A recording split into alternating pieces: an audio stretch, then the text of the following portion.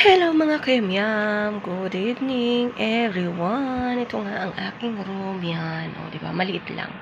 Maliit lang ang mga room dito guys sa Singapore kapag nasa condo ang iyong amo.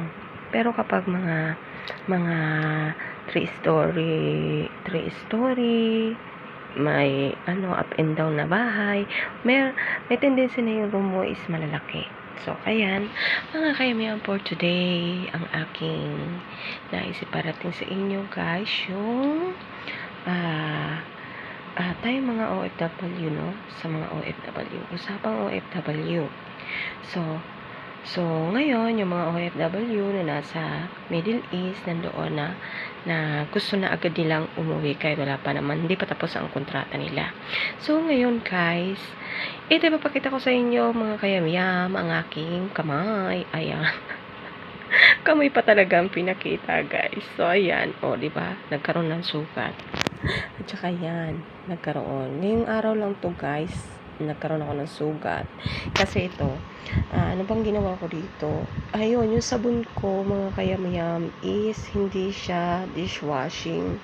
Ano siya, yung para talaga siya sa kaldero. Matapang siya.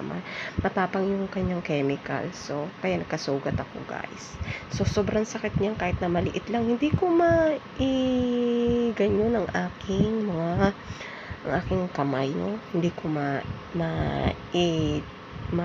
itikom ng mabuti. Kaya kanina, habang gumagawa ka ng roti mga kayamyam, ay hindi ko siya ginamit ito. Nilagay ko lang siya, inikot-ikot ko, ganyan ko lang siya guys. So, ayan, meron akong inihandang amoxicillin to, no? Cetaflexin antibacterial. Ilalagay ko siya para mabilis siya matuyo bukas ay maging okay na siya. So, ayan nga mga kayamyam. Kaya ako napa-video ngayon guys. Sorry mga kayamyam, hindi ko pwede pakita ang aking mukha dahil ako'y nakapipis na ng pantulog. So, wala tayong hijab. Tapos, ang ating mukha ay wala. Ang damit natin is pantulog na talaga. So, ayan na nga. Ipapatunan lang kayo. Wala tayong aircon dito. So, ayan na nga guys. Ako'y nagbabasa sa OFW page dun sa group ng OFW. May nagpost dun guys na ang sabi niya is nagtanong siya kung pwede raw ba siyang umuwi ng hindi pa tapos ang kontrata niya. So, ibig sabihin 2 months pa lang siya. Kasi anong katwiran niya mga kayamyam? Kasi raw ang kanyang alaga is 6. Ang kanyang alaga, siya naglalaba, siya ang nagluluto, siya ang naglilinis ng bahay. So, sabi niya, siya kanya lahat at malaki raw yung bahay. Mga kayamyam, kapag Middle East talaga, asahan natin guys na ang Middle East ay malamansyon, okay? Malapalasyo ang mga bahay dyan sa Middle East. Saudi, Qatar, Kuwait, Bahrain, Oman, lahat guys na nasa Middle East is talagang malaki ang bahay nila. Kaya dapat talaga kapag tayo ay mag-abroad, isipin natin na i-adjust na natin, advance tayo mag-isip guys na pagpunta natin kung Middle East ang ating pinili, isipin natin, advance na natin sa ating isipan na baka wala tayong kasama sa bahay. Lagi na nating isipin guys na kaya ko ba ang mag-alaga kapag maraming anak yung amo ko?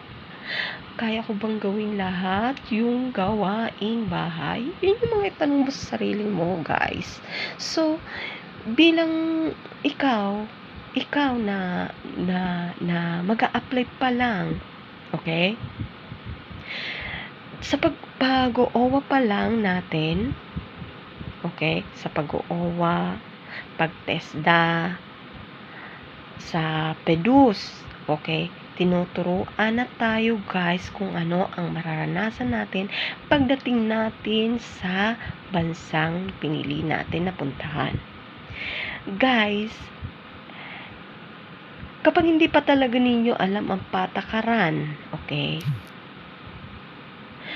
Patakaran dito sa abroad, ay wag na lang kayo tumuloy kasi kayo rin ang kawawa guys. Okay? Kasi sa accommodation, tulad ng sabi ko, sa accommodation pa lang, nandun na may training na kayo, ginigising kayo ng maaga sa accommodation para kayo ay magtrabaho, 'di ba? Sa accommodation, pag naka-accommodation kayo. Tapos sa TESDA, ituturo na sa inyo yung mga gagawin, maglalaba, 'di ba? Sa OWA, sasabihin na rin 'yan sa inyo. Okay? At lalo na guys sa PEDUS. Okay? Yung mga salita nila, 'di ba? So, minsan kasi sa atin, okay, ang daming magagaling magsalita sa mga kasamahan sa accommodation.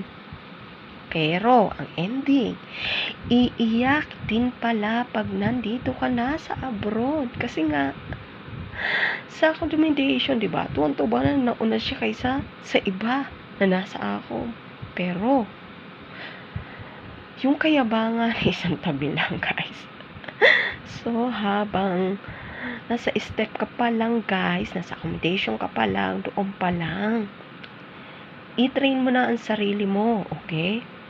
Kasi, in the end, kapag hindi mo train ang sarili mo, hindi mo inisip, yung, hindi mo i-advance ang iyong pag-iisip kapag nasa abroad ka na, nako guys, susuko ka kapag ang amo mo is ganun. Okay? So, ayan lang for today mga kayamyam. At isa pa pala guys, kapag ang kontrata mo, kasi ang sabi niya doon sa is 2 months pa lang siya gusto niyang umuwi ng Pilipinas. Ang tanong niya kung makakapag-apply pa ba siya patungong Malaysia. Yung katotohanan lang guys kapag ikaw ay hindi nakatapos ng kontrata mo, magkakaroon ka ng bad record, okay? So, sinong amo sa iyo magtitiwala sa iyo na hindi mo natapos yung una mong amo, 'di ba? Hindi ka nakatapos doon ng kontrata mo. So, syempre magdadalawang isip yung amo mo na baka ayaw mo ng trabaho, baka ayaw mo magkaroon ng alaga or something or what else pa. So, ayan na nga mga kayamyam for today.